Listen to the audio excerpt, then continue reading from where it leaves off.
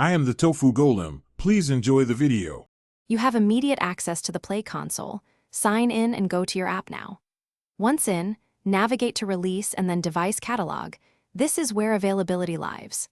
Make sure you're on the correct app and track, and back up your current APK or AAB so you can revert if needed.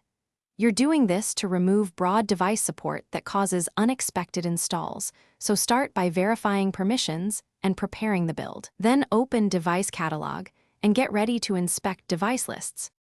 Once done opening Device Catalog, filter devices by manufacturer, model, API level, or screen density to surface unwanted matches. Next, exclude individual models or create exclusion rules that group devices you don't want to support. This prevents accidental compatibility. Make sure to review the included /excluded counts so you can quantify impact.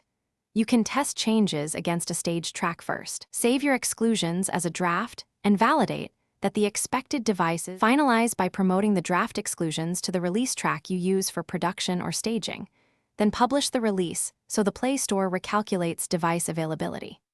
After publishing, monitor the device catalog and crash/instability reports to confirm you removed the intended devices and didn't block critical users.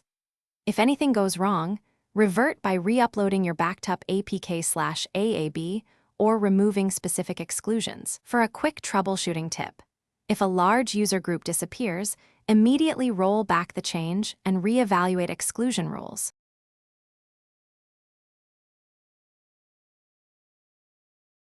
Thanks for watching. Consider subscribing if we helped you today.